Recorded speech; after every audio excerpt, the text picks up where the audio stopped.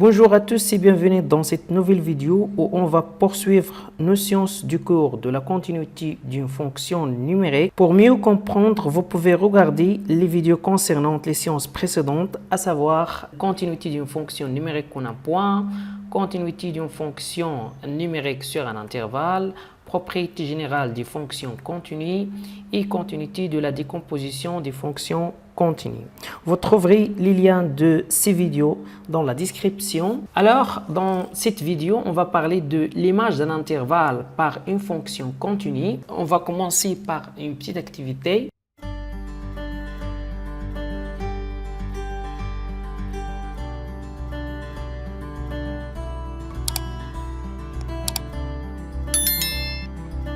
Voilà notre activité, le graphe sécontre et le graphe de la fonction x carré plus 2x. La première question, c'est déterminer graphiquement les images des intervalles 0, 1, moins 3, moins 1, moins 3, 1. Et la deuxième question, montrer algébriquement que l'image de l'intervalle moins 3, 1 par la fonction f, c'est l'intervalle moins 1, 3. Alors, avant de passer visionner la solution, c'est mieux d'essayer de résoudre l'activité.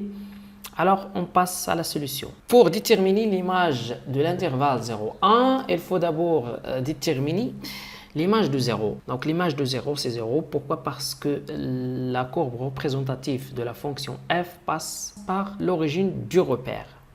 Alors, et on va déterminer l'image de 1. Pour déterminer l'image de 1, on va construire une droite verticale passant par le point A pour les coordonnées 1, 0. On remarque que cette droite coupe la courbe représentative de la fonction en ce point. Et après, on va construire le projectile orthogonal de ce point sur l'axe des ordonnées. On obtient 3, ou bien on obtient le point A pour les coordonnées 0, 3. Donc F2, on a F2, 0. On a déjà F2, 0 égale à 0. Et F2, 1 égale à 3. Donc, on remarque que les images des points qui entre 0 et 1 sont dans l'intervalle 0, 3. Donc, l'image, donc F2, 0, 1, c'est l'intervalle 0, 3. Donc F2, 0, 1 égale à 0, 3. On passe à déterminer l'image de l'intervalle moins 3, moins 1. De même manière, il faut d'abord déterminer l'image de moins 3. Pour déterminer l'image de moins 3, on va construire une droite verticale qui passe par le point A pour les coordonnées moins 3, 0. On remarque que cette droite verticale coupe la courbe représentative de la fonction f en ce point. Puis, on va construire le projectile orthogonal de ce point sur l'axe des ordonnées. On obtient ce point A pour les coordonnées 0, 3. Donc, f2 moins 3 égale à 3. Donc, f2 moins 3 égale à 3.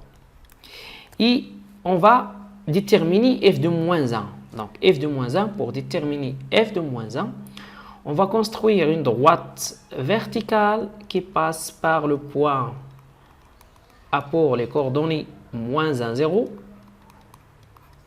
Donc, on remarque que cette droite coupe la courbe représentative de la fonction f en ce point.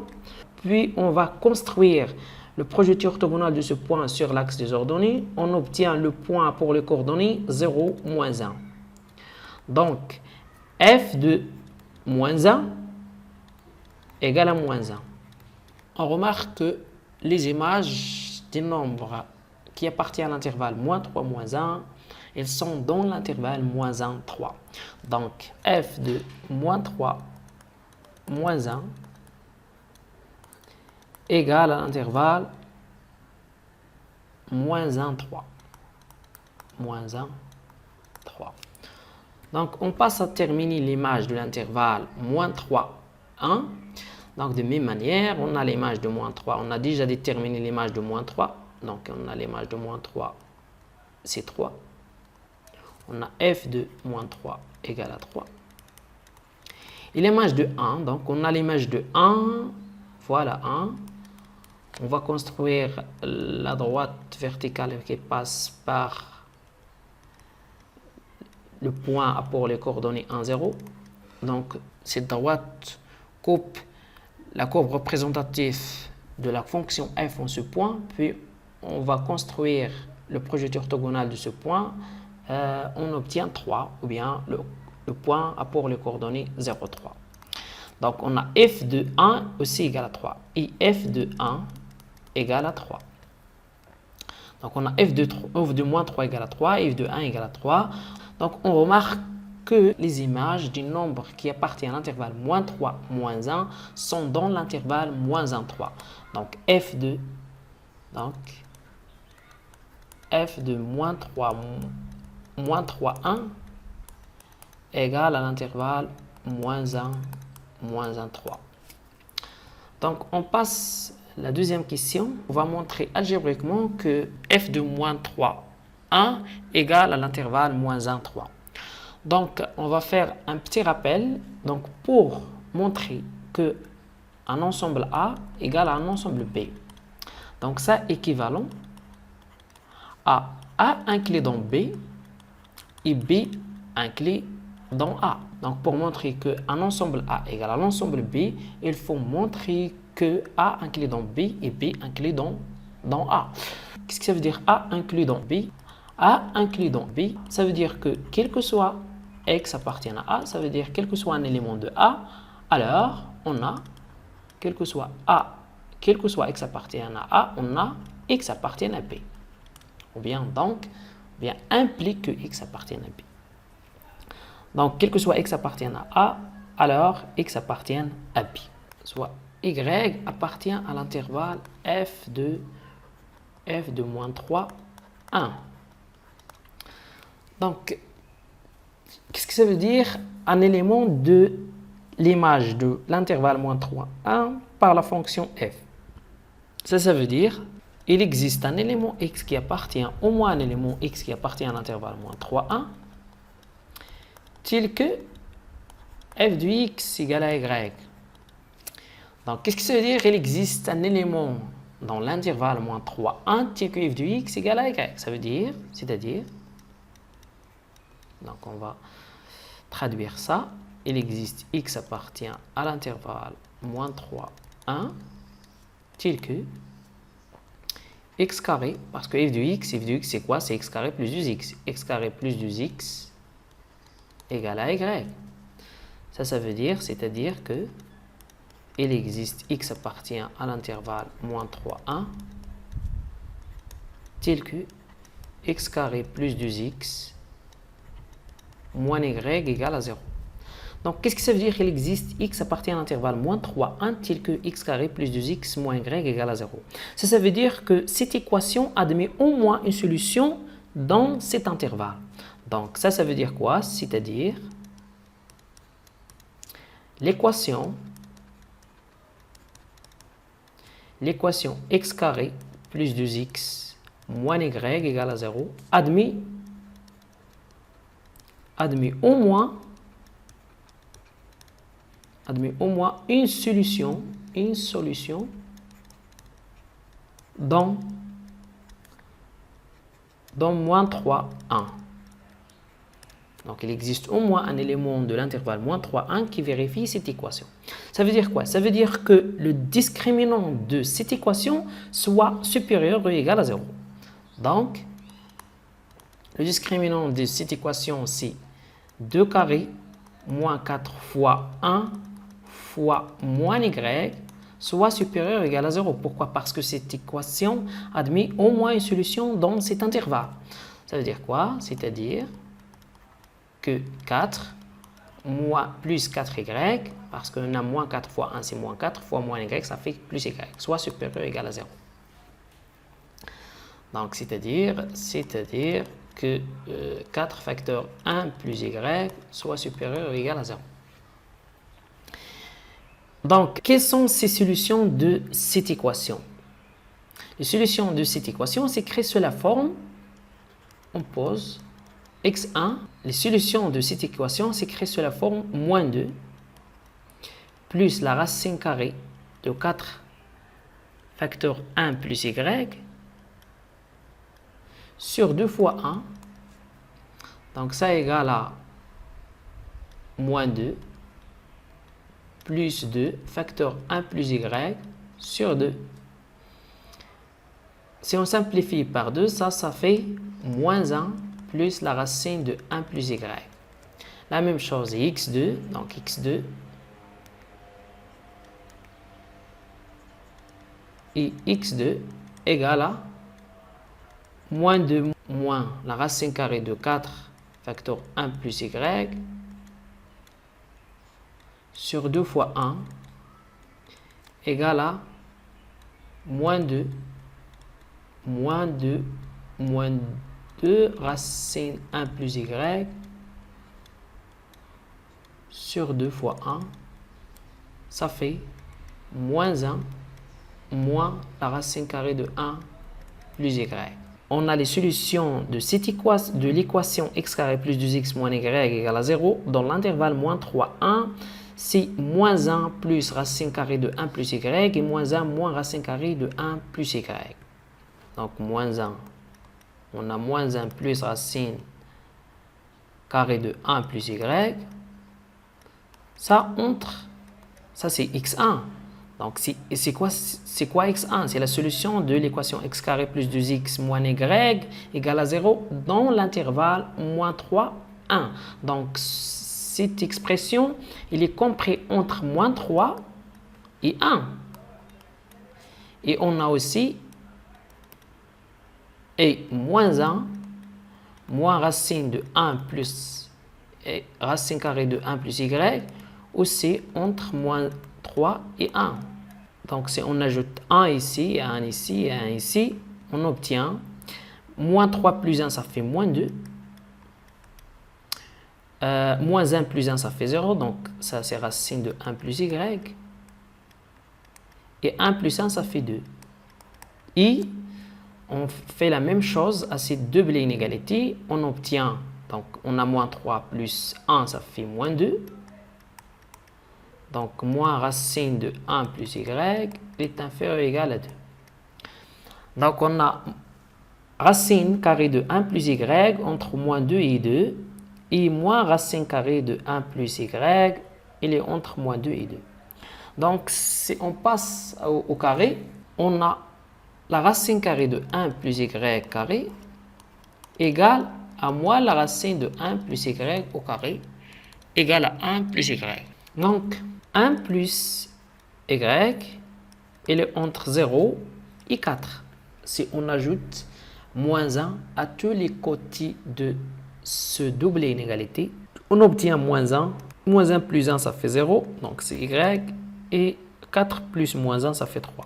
Donc, y appartient à l'intervalle moins 1, 3. On prend un élément y qui appartient à l'image de moins 3, 1 par la fonction f, et on trouve que cet élément appartient à l'intervalle moins 1, 3. Ça veut dire quoi? Ça veut dire que f de moins 3, 1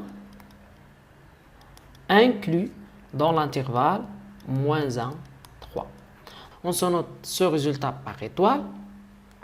On montre que moins 1, 3, il est inclus dans f de moins 3, 1. Donc, soit y appartient à l'intervalle moins 1, 3. On a y, il est compris entre moins 1 et 3. Donc, 1 plus moins 1, ça fait 0. 1 plus y, c'est 1 plus y. Et 1 plus 3, ça fait 4. Donc, on a 1 plus y, il est entre 0 et 4. Si on passe à la racine carrée, on a la racine carrée de 1 plus y entre 0 et 2. Ça implique que moins 1 plus la racine carrée de 1 plus y, il est entre moins 1 et 1. Parce que on ajoute moins 1 à tous les côtés de ce double inégalité. Et on a moins la racine carrée de 1 plus y entre moins 2 et 0. Moins 2 et 0. Si on ajoute moins 1 à tous les côtés de ce double inégalité, on obtient moins 1 moins la racine carrée de 1 plus y. Il est compris entre moins 3 et moins 1. On pose x1 égale à moins 1 plus la racine carrée de 1 plus y et x2 égale à moins 1 moins la racine carrée de 1 plus y. On va calculer f de x1 et f de x2. On a f de x1 égale à x1 au carré plus 2x1. On a f de x1 égale à x1 au carré plus 2x1 égale à moins 1 plus la racine carrée de 1 plus y au carré plus 2 fois moins 1 plus la racine carrée de 1 plus y. On va développer ce calcul. On obtient 1 moins 2 racines de 1 plus y plus racine de 1 plus y au carré moins 2 plus 2 racines de 1 plus y. Donc, on va simplifier ça. Ça fait 1 moins 2 racines carrées de 1 plus y plus racine carrée de 1 plus y, c'est 1 plus y. Donc, plus 1 plus y moins 2 plus 2 racines carrées de 1 plus y. Donc, si on simplifie 2 racines carrées de y avec moins 2 racine carrée de 1 plus y, ça fait 0. On a 1 plus 1, ça fait 2. 2 moins 2, ça fait 0. Donc, il va rester seulement y. Donc, ça égale y. Donc, on a f de x1 égale à y. De même manière, on va calculer f de x2. Donc, on a f de x2 aussi égal à y. Donc, on a f de x1 égale à f de x2 égale à y. Et on a x1, donc on a x1 entre quoi et quoi? Donc entre moins 1 et 1. x2 entre moins 3 et moins 1. Ça veut dire quoi? On prend un élément quelconque y qui appartient à l'intervalle moins 1, 3. On trouve qu'il existe deux éléments, x1 et x2, tels que x1 appartient à l'intervalle moins 1, 1, et x2 appartient à l'intervalle moins 3, moins 1, tel que f de x1 égale à y et f de x2 égale à y. On peut résumer ça dans cette phrase. Donc, quel que soit y appartient à l'intervalle moins 1, 3, il existe au moins x qui appartient à la réunion de ces deux intervalles, moins 1, 1 et moins 3, moins 1. Donc, la réunion de ces deux intervalles, moins 1, 1 et moins 3, moins 1, c'est l'intervalle moins 3, 1. Donc, quel que soit y appartient à l'intervalle moins 1, 3, il existe au moins un élément x qui appartient à l'intervalle moins 3, 1, tel que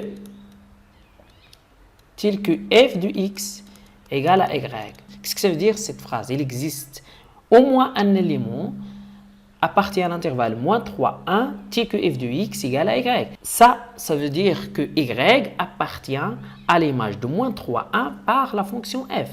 Donc, y appartient à l'image de l'intervalle moins 3, 1 par la fonction f.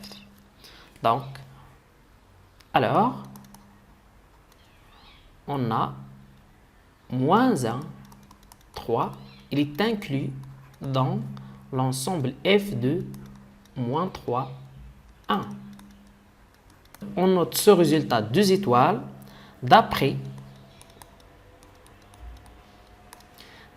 étoile. Le résultat étoile, c'est quoi le résultat étoile? C'est f de moins 3, 1 inclus dans l'intervalle moins 1, 3. Donc, c'est ça le résultat étoile. Donc, d'après le résultat étoile et le résultat 2 étoiles et 2 étoiles, on conclut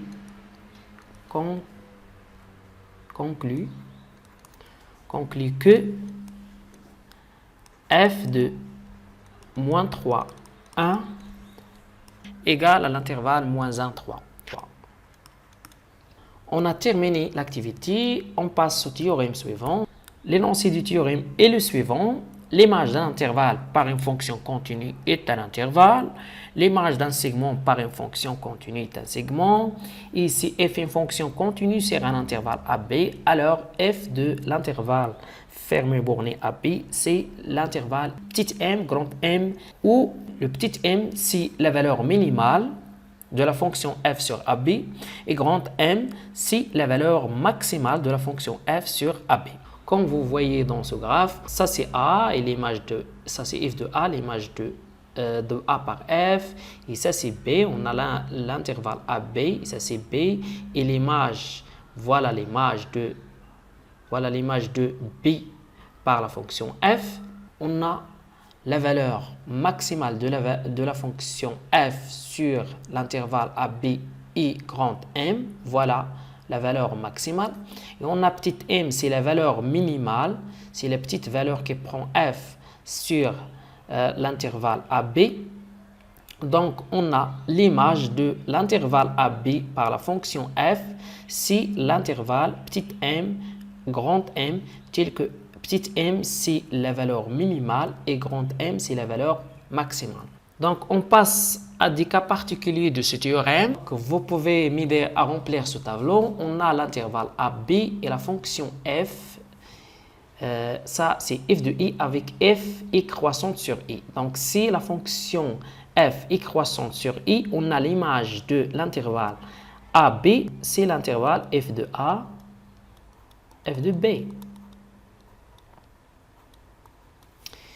Et c'est la fonction f est décroissante sur i, c'est la fonction f est décroissante sur i. L'image de l'intervalle AB par la fonction f, c'est f de B, f de A. Et l'image de l'intervalle semi-ouvert à AB, c'est la fonction f est croissante, c'est f de A, f de A, limite lorsque x tend vers b moins de f de x. Et l'image de AB par f, si f est décroissante, et l'intervalle limite x tend vers b moins de f de x, f de A. Et l'image de l'intervalle AB par la fonction f, si f est croissante sur i, c'est limite de f de x lorsque x tend vers a plus, f de b. Et l'image de l'intervalle AB par la fonction f, si f est décroissante, c'est l'intervalle f de b, limite de f de x lorsque x tend vers a plus. Ainsi de suite. Donc ça c'est l'image de AB ouvert de la par la fonction f et f est croissante sur AB égale à limite lorsque x tend vers a plus de f de x et limite lorsque x tend vers b moins de f de x. Et ça c'est l'inverse, c'est limite de f de x lorsque x tend vers b moins, limite de f de x lorsque x tend vers a plus. Donc, l'image de a plus l'infini par la fonction f, si f est croissante, c'est simplement f de a, limite de f de x lorsque x tend vers plus infini, ouvert. Et ça, c'est l'inverse, c'est limite de f de x lorsque x tend vers plus infini ouvert et f de a fermé. Et ça, c'est limite lorsque x tend vers moins l'infini de f de x ouvert f de b. Et ça, c'est l'inverse f de b limite lorsque x tend vers moins l'infini de f de x ouvert. Donc ça, c'est les cas particuliers de l'image d'un intervalle par une fonction continue si on sait la monotonie de f sur cet intervalle. Donc on passe à un exemple. Par exemple, on a la fonction f de x égale à x carré plus 1. Donc on a f est croissante sur 0 plus infini et décroissante sur l'intervalle moins l'infini 0 parce que la dérivée de la fonction f c'est 2x et on sait que l'expression 2x est positive sur l'intervalle 0 plus infini et négative sur l'intervalle moins l'infini 0. Donc on a f de l'intervalle a2. Donc on a l'intervalle a2 est inclus dans l'intervalle 0 plus infini. On sait que la fonction f est croissante sur l'intervalle 0 plus infini, en particulier, elle est croissante sur l'intervalle 1, 2. Donc, l'image de l'intervalle 1, 2 par la fonction f, et f est croissante sur 1, 2, égale à f de 1, f de 1, f de 2. Donc, c'est simplement f de 1, f de 2. f de 1, c'est 2 parce que f de 1, c'est 1 au carré plus 1, ça fait 1 plus 1, c'est 2. Et f de 2, c'est 2 au carré plus 1, c'est 4 plus 1, ça fait 5. Donc l'image de 1, 2 par la fonction f est de 5. De même manière, on a l'image de 3, 5 par la fonction f. On a 3, 5 qui est inclus dans 0 plus infini. Donc la fonction f est croissante sur 3, 5. Donc ça c'est f de 3. Et limite x tend vers 5 moins de f de x. Donc on a l'image de 3, ça fait 3 au carré. 3 au carré c'est 9 plus 1, ça fait 10. Donc c'est 10.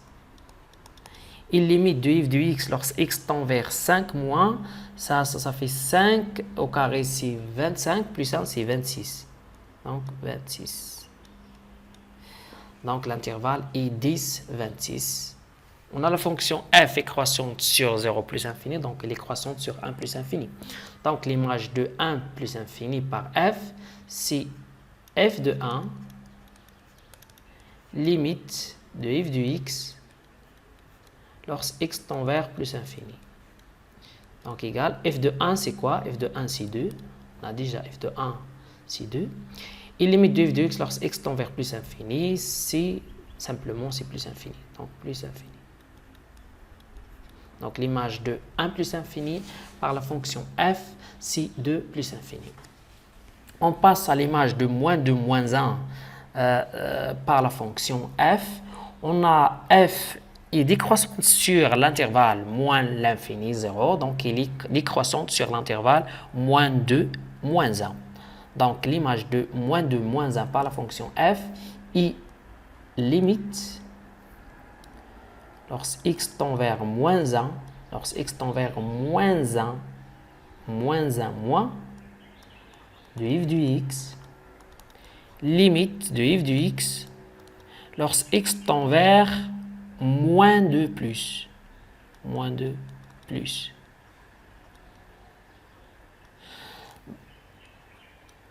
Limite de f de x lorsque x tend vers moins 1, moins, donc c'est 2.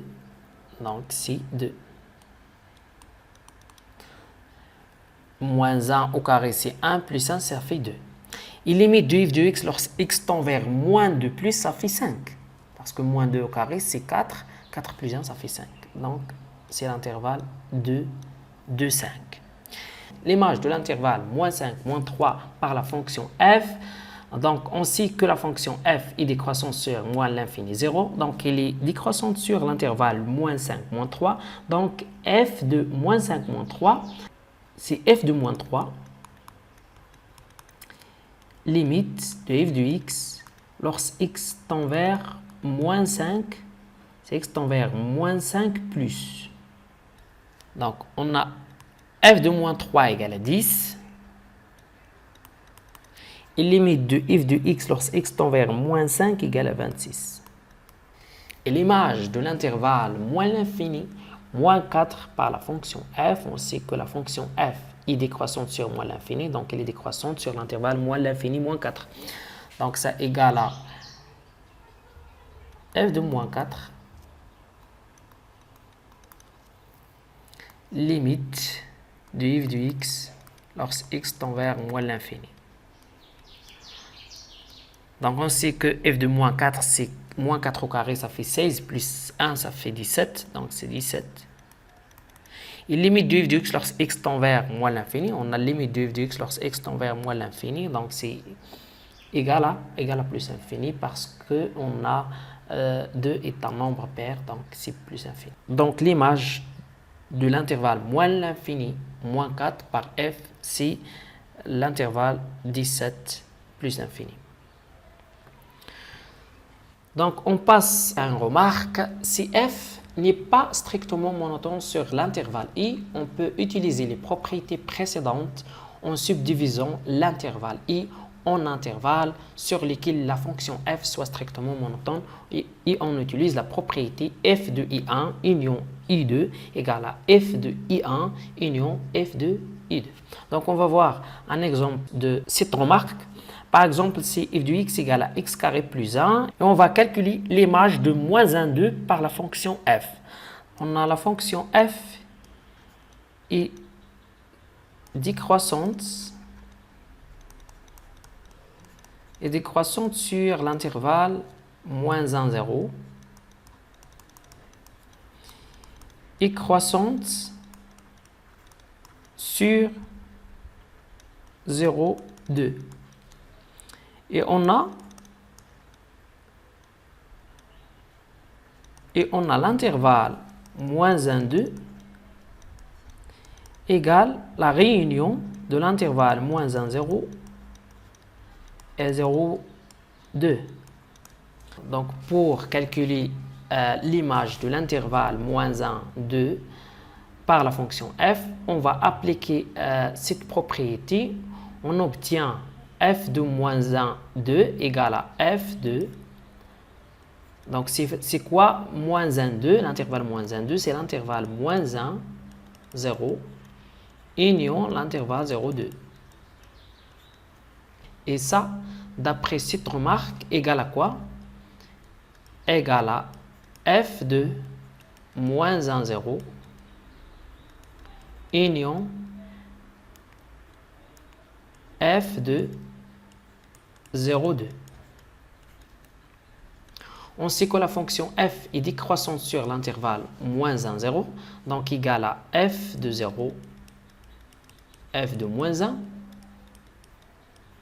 union. On sait que la fonction f est croissante sur l'intervalle 0, 2, donc égale à f de 0, f de 2. Donc c'est quoi f de 0? F de 0 c'est 1, f de moins 1 c'est 2, union, f de 0 c'est 1, f de 2 c'est 5. Donc c'est la réunion des intervalles 1, 2 et 1, 5. Donc ça fait 1, 5.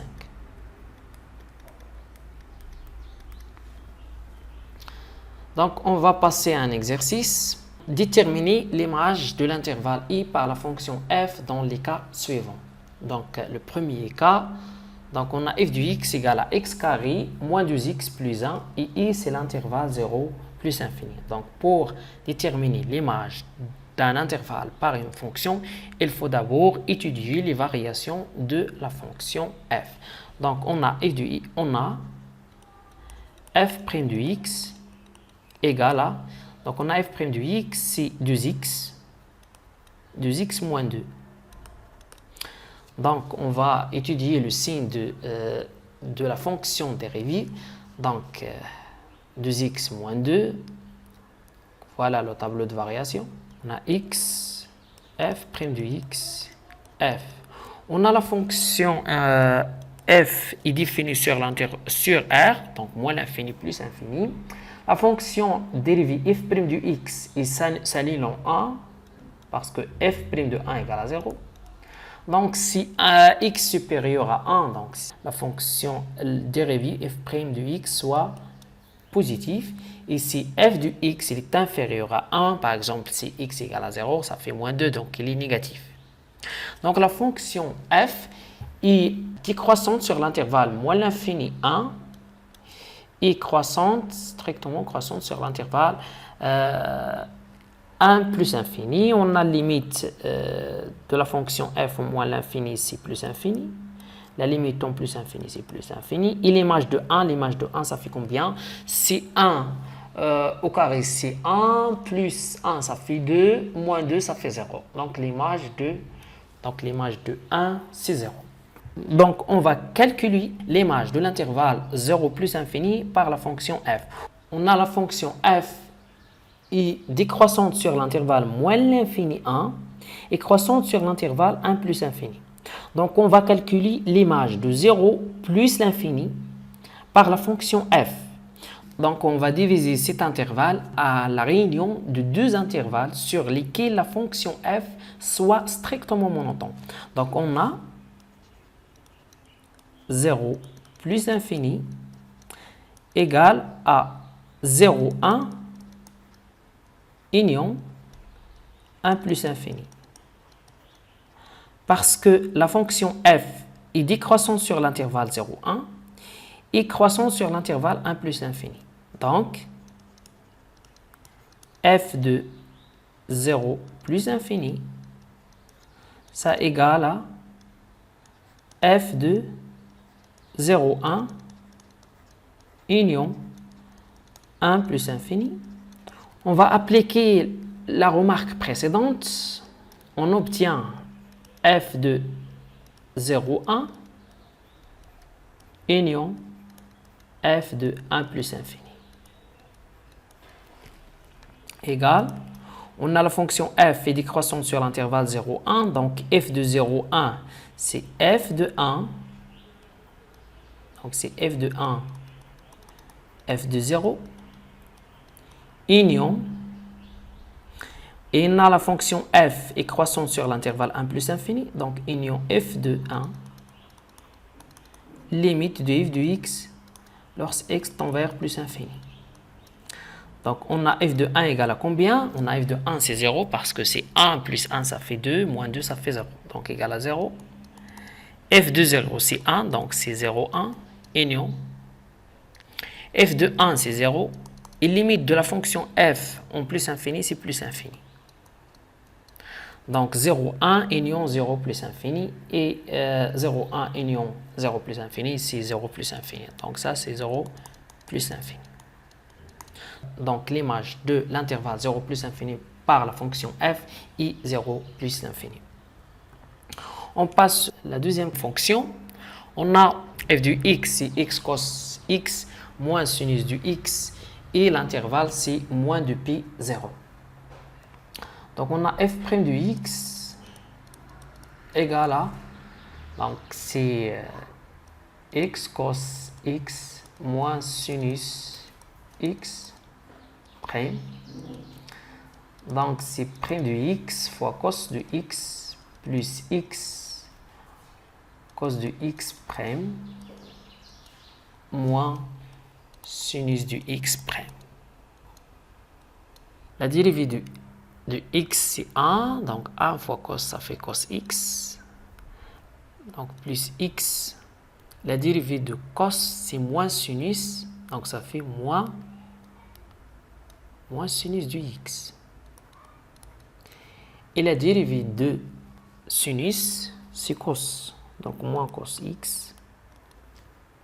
Donc, ça égale à moins x sinus du x. On va étudier le signe de moins x sinus x sur l'intervalle moins de pi 0. Donc, ça c'est x moins x sinus x moins de pi 0. On a moins x est positif sur l'intervalle moins de pi 0. Et sinus du x s'annule en moins de pi et s'annule le moins pi. Donc, la fonction moins x sinus x s'annule en moins de pi s'annule en moins pi et s'annule aussi en 0. Donc, on a la fonction sinus du x positif sur l'intervalle moins de pi moins pi, il est négatif sur l'intervalle moins pi 0. Donc, la fonction moins x sinus x, il est positif sur l'intervalle moins de pi pi, elle est négative sur l'intervalle moins pi 0 parce que ce moins-là, c'est le produit de plus fois moins. Donc, voilà le tableau de variation de la fonction f sur l'intervalle moins de pi 0. Donc, ça, c'est f' du x et ça, c'est f. On a la fonction f' du x s'annule en moins de pi, s'annule en moins pi et en 0. On a la fonction moins x sinus x qui est la fonction dérivée de la fonction x est positive sur l'intervalle moins de pi moins pi. Donc, il est positif. Il est négatif sur l'intervalle moins pi 0. Donc, la fonction f est croissante sur l'intervalle moins de pi moins pi et décroissante sur l'intervalle moins pi 0. On a l'image de moins pi, ça fait p. Donc, c'est sinus de moins pi, ça fait 0. Donc, cos de moins pi, ça fait moins 1 fois moins pi, ça fait p. Et l'image de moins de p, l'image de moins de pi, ça fait combien? On a cos de moins de pi égale à 1 fois moins de pi, c'est moins de pi. Et l'image de 0 pour la fonction f est égale à 0. Donc,